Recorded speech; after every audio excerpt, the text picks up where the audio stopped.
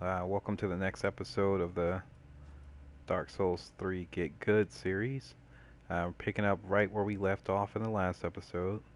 So we already talked to them. Make sure again you talk to them, exhaust their dialogue. We're gonna move on ahead to the next area here. This area actually does have a boss at the end, so be prepared for that. Now these things are aggressive. I'm not sure. I don't remember how aggressive they were on New Game. Like on New Game Plus, that enemy's pretty aggressive. The ones with the big poles there. So you wanna roll over here and get that soul item, and then you kind of wanna drop off here. And why isn't it? There it goes.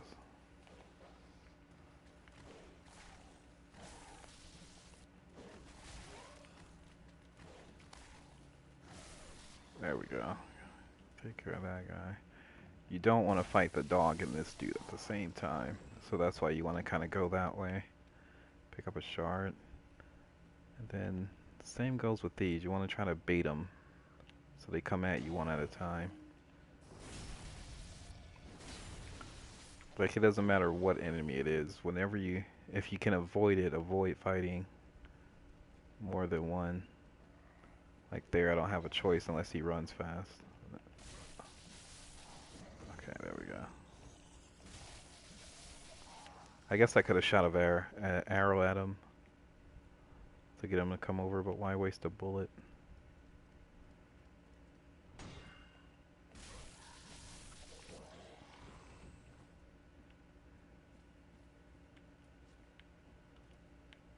There we go. And these things will poison you as well.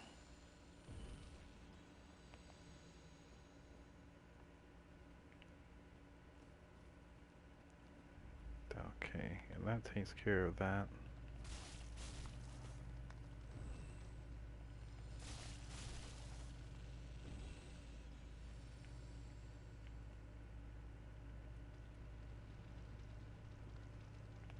We want to try to get as many of these as we can. There we go.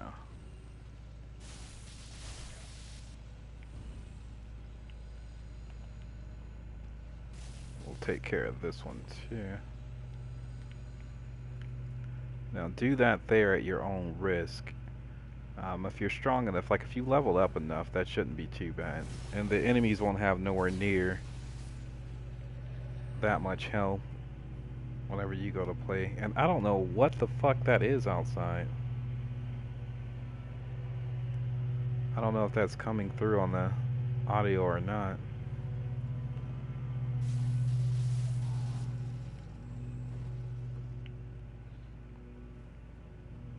Hopefully it's not. I have no idea what the hell that noise is.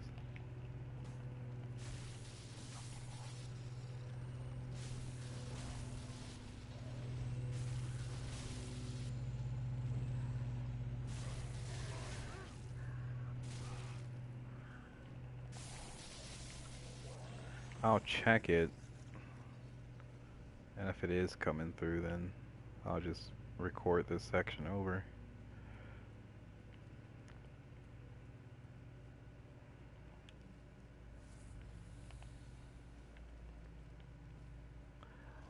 Oh, I didn't mean to get both of these guys to come after me at the same time. They did? Okay.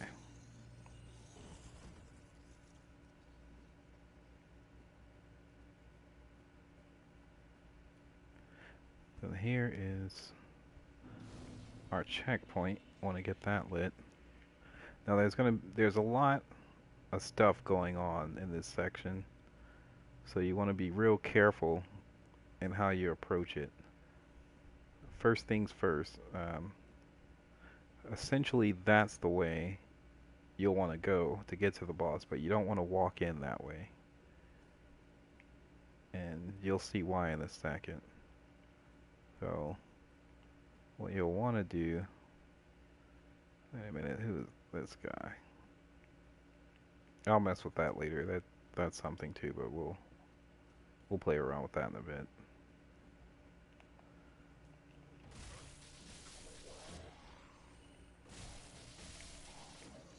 Now, there's something you want down there. That item right there. That's really important. It's another Estus shard. This summon sign, the purple ones, are the it's like a covenant that's neutral. Um, they can either fight the enemies with you or attack you and kill you. So if you summon an actual player that's that color, just be careful because they may actually just attack you. So we want to aggro this guy here.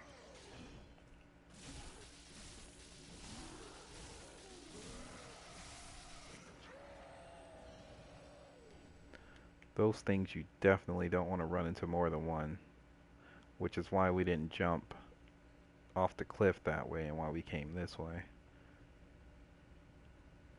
Because if you jump off the cliff and approach it, both of these will attack you at once. The one I just fought and this one. So that's something you definitely want to avoid. So you grab that ember, and that's what we want, that Estus shard.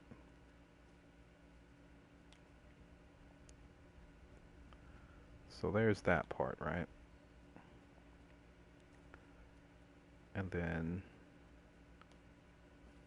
let's go ahead and get this out the way. Usually you could see who it is, but it doesn't let you.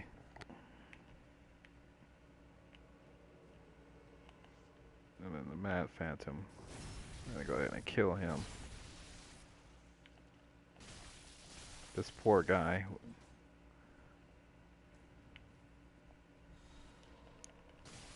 I don't know why it opts to use that move. It actually hurts it. Don't want him to use his Estus Flask. I want to stay on him. There we go.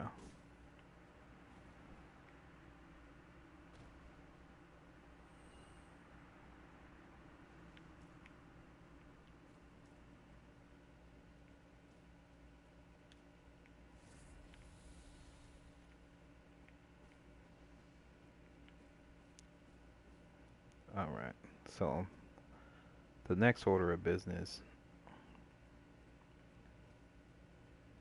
Now this is real important if your character is a pyromancer.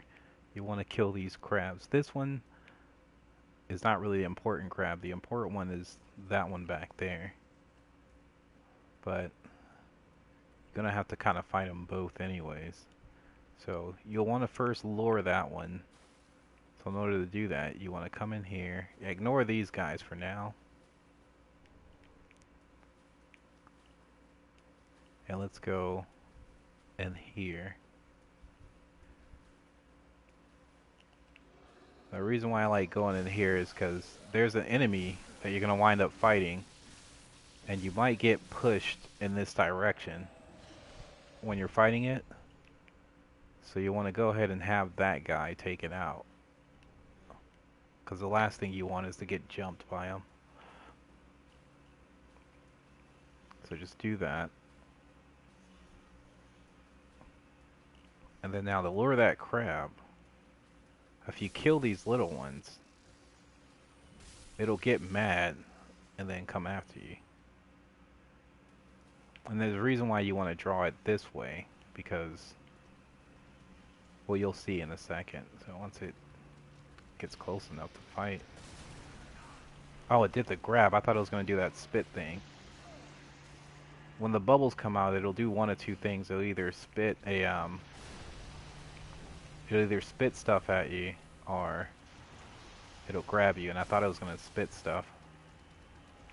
And there's that stupid noise again. I don't know what the fuck is going on outside. It's getting on my last nerve.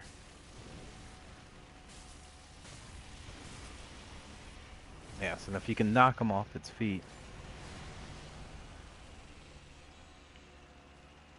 There we go. If you can knock it off its feet, then you can get that critical attack on. So the reason why you wanted to drag the crab over to you is because when you come over here,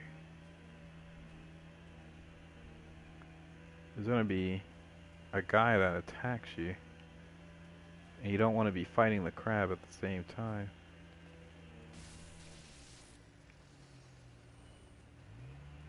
Oh, and real quick, here's a armor set. There it goes. You don't want to be fighting the crab when this guy comes out.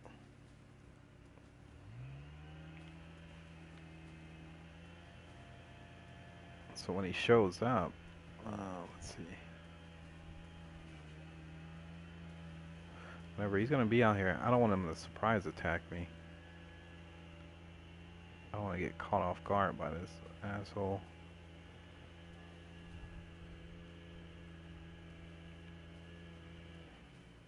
There he goes.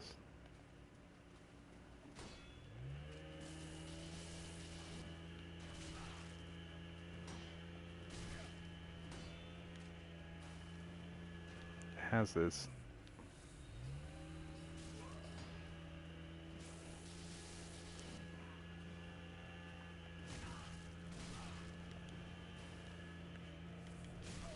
has this uncanny ability to just like hit you.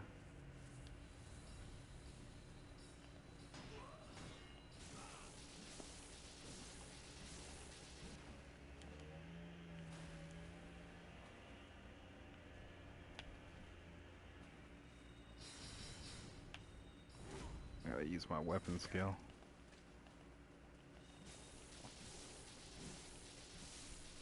There we go. Get your weapon skill again.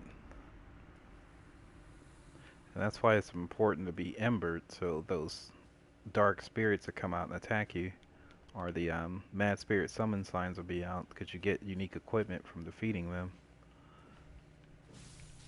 Now you're gonna kill the little crabs again to make the big crab mad.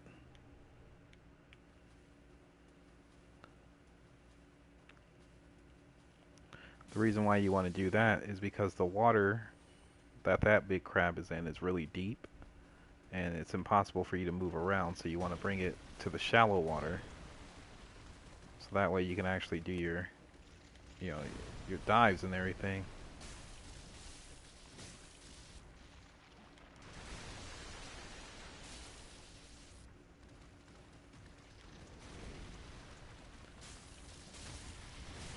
Yeah, and then once you get it, it's pretty much dead once you get it knocked down like that, because you can use your critical on it.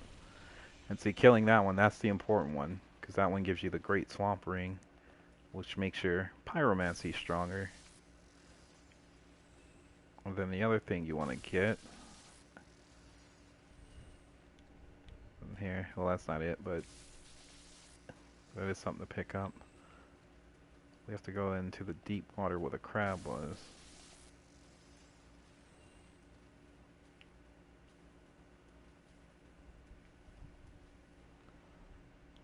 See what I mean? You can't. The water's too deep for you to move, so trying to fight that crab in this is just it's suicide. Pyromancy Tome and the unique armor set. It's a Pyromancer set. It's actually the Pyromancer set from the first Dark Souls game. So if you're using a Pyromancer, there's some good stuff for you. That other ring, that Dragon Crest ring I picked up, that's a ring for that boosts sorceries if you're using any type of spell caster, like sorcery caster. The Pyromancy Tome you give to that Pyromancer guy that we rescued in the town, and it'll give him more pyromancies to sell to you. Let's sneak up on this thing.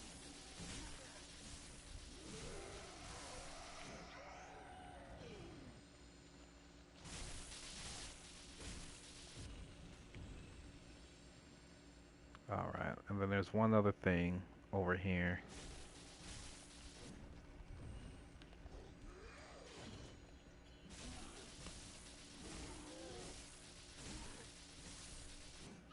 Got it. Now this right here, what we're about to do is pretty dangerous, so do this at your own risk. but what you want to do is come over here and make sure that thing doesn't see you. And then just kind of go this way. You may hear it move, you may not when you go over here.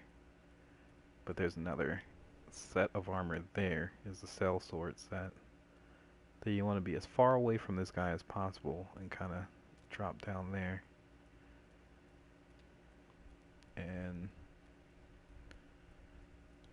to grab this is a coal to give to the blacksmith, so you can upgrade and infuse your weapons differently. And then this cell sword twin blade is there. Now, the smart thing to do would be to use a homeward bone to take you back to the bonfire, the last one that you rested at. But if you want to be brave, you can fight this guy, and he will give you a decent amount of souls, especially for a new game if it's your first playthrough, and your first time coming to this area. The amount of souls he gives you is pretty high. You know, it could be pretty useful if it's another one of those risk versus reward things. If you want to risk fighting that guy, then you get a decent amount of souls. And if you're really lucky, he'll drop some of his equipment, whether it's its armor or his weapon or his shield. So if you want to risk it, you can fight him. But I recommend just using the homeward bone and then fighting him later. All right.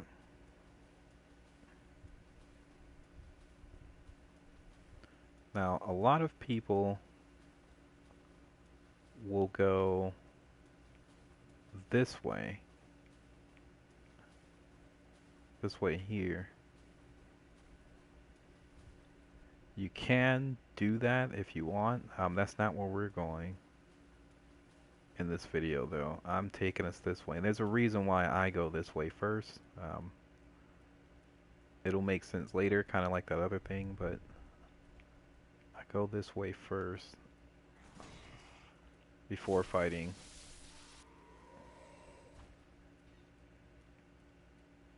the boss, because there's a boss that way, and then there's the boss that we're gonna fight.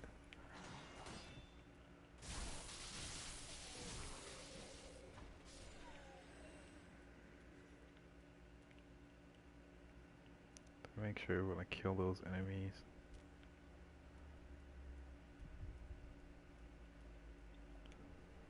Get us another ring of sacrifice.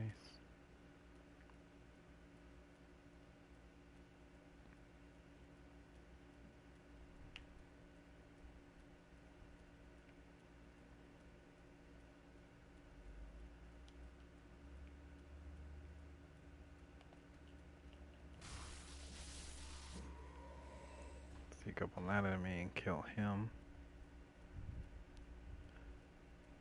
And then this guy.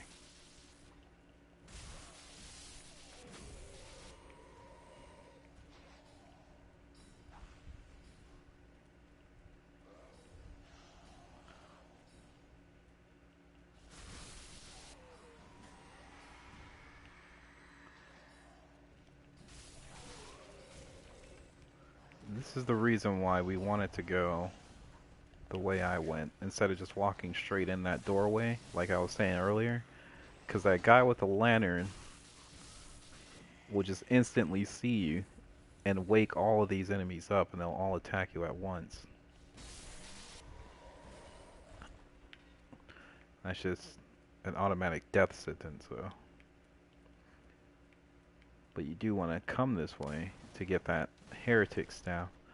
I guess if you're playing as the type of character I am, it doesn't really matter if you do or not, but I gotta pick up all the weapons and stuff to show you guys, because I'm not sure, you know, whoever's watching what class they're using and all that, so might as well show you all the stuff you can get. So the next thing is coming over here. there's a merchant you'll want to get. Now, in order to do this, your intelligence has to be 10. If you don't have a 10 intelligence, he won't come with you. I don't have a 10 intelligence, so I'm going to put a ring on to give myself 10 intelligence.